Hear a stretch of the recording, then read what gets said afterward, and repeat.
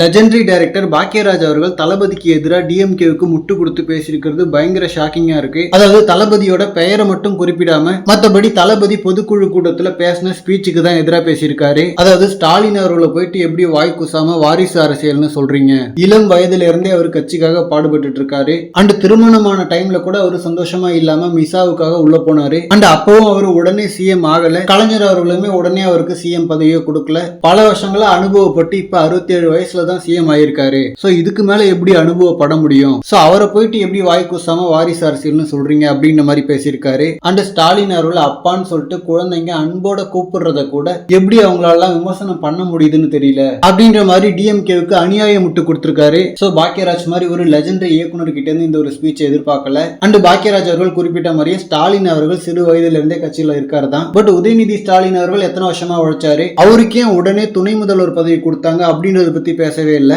And already இன்ப நிதி காலையும் டிஎம்கே தொண்டர்கள் விழ ஆரம்பிச்சிட்டாங்க. அண்ட் மூக்க அழகிரி கனிமொழின்னு சொல்லிட்டு மொத்த குடும்பத்தை சேர்ந்தவங்க தான் உயர் பதவியில இருக்காங்க. சோ இதெல்லாம் குடும்ப அரசியல் இல்லையான்னு சொல்லிட்டு பாக்கியராஜ் அவர்களுக்கு தெரியாது, ஆச்சரியமா இருக்கு. அதுவும் குடும்ப அரசியலா இருந்தா கூட நல்லா ஆட்சி கொடுத்தா பரவாயில்ல. கனிமொழி அவர்களால இமிடியேட்டா 2G ஊழல் தான் ஞாபகம் வரும். உதயநிதி அவர்கள் அதே மாதிரி அரசியல் அதிகாரத்தை பயன்படுத்தி ரெட் ஜெயின் மூலமா சம்பாதிச்சிட்டு இருக்காரு சினிமாவில். அண்ட் 65 வயசுக்கு மேல ஸ்டாலின் அவர்கள் முதல்வர் ஆனதுக்கு 2 ரீசன் தான் முக்கியமா சொல்லப்படுது. அதாவது கலைஞர் அவர்கள் சாகும் வரைக்கும் அவர் தான் சிஎம் இருக்கணும்னு அவர் ஆசைப்பட்டாரு. தென் அதே மாதிரி முதலமைச்சர் பதவியை ஹேண்டில் பண்றதுக்கு ஸ்டாலின் அவர்களுக்கு திராணி இல்ல அப்படின்ற மாதிரியான ஒரு கருத்து இப்போ ஸ்டாலின் அவர்கள் முதல்வர் ஆகிறதுக்கு முன்னாடி வரைக்குமே இருந்துச்சு. அண்ட் கலைஞர் அளவுக்கு ஒரு மொழி திறனோ பேச்சு திறனோ ஸ்டாலின் அவர்களுக்கு இல்லைன்றது எல்லாருக்கும் தெரிஞ்ச விஷயம் தான். சோ ஏடிஎம்கே அவங்களுக்குள்ளேயே பதவிக்காக அடிச்சுக்கிட்டு வீக் ஆனதால தான் இவர் முதல்வர் ஆனாரு. அண்ட் முதல்வர் ஸ்டாலின் அவர்களை குழந்தைகள் அப்பான்னு அன்போடு அழைக்கிறத தளபதி விமர்சனம் பண்றாரு அப்படின்ற மாதிரி பாக்கியராஜ் அவர்கள் சொல்லியிருக்காரு. பட் அப்பான்ற பேரை டிஎம்கே எப்படி ஆர்டிபிஷியலா திணிக்கிறாங்க அப்படின்றத நாமளே பார்த்துட்டு தான் இருக்கோம். நேச்சுரலா அந்த மாதிரிலாம் யாருமே கூப்பிடல.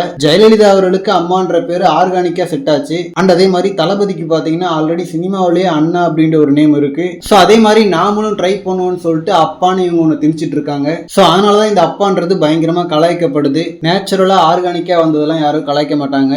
ஸோ இதுக்கு போயிட்டு எப்படி மனசாட்சி இல்லாமல் பாக்கியராஜ் அவர்கள் முட்டு கொடுத்தாருன்னு சொல்லிட்டு நம்பவே முடியல. அண்ட் அதே மாதிரி ரசிகர்கள் படத்துக்கு தான் ரசிகர்களாக இருப்பாங்க, அரசியல்னு வந்துட்டா ஃபேன்ஸ் வந்து தொண்டனா மாற மாட்டான், அவனோட குடும்பமும் ஓட்டு போடாது அப்படின்ற மாதிரிலாம் சொல்லியிருக்காரு. மாறிடுன்ற பயத்துல தான் இந்த மாதிரி பேசுறது. தளபதி ஒரு த்ரெட் இல்லைன்னா அவர் ஸ்பீச்சுக்கு யாரும் இந்த மாதிரிலாம் ரிப்ளை பண்ணிட்டு இருக்க மாட்டாங்க. ஸோ ரசிகர்கள் தொண்டர்களா மாறுவாங்களா மாற மாட்டாங்களான்றத கொஞ்சம் வெயிட் பண்ணி நீங்களே பார்க்க தான் போறீங்க. அண்ட் இந்த மாதிரி ரொம்ப மரியாதைக்குரிய இயக்குனர் பாக்கியராஜ் அவர்கள்லாம் இந்த மாதிரி ஒரு கட்சிக்கு முட்டு கொடுக்கறது ரொம்பவே வருத்தமா இருக்கு.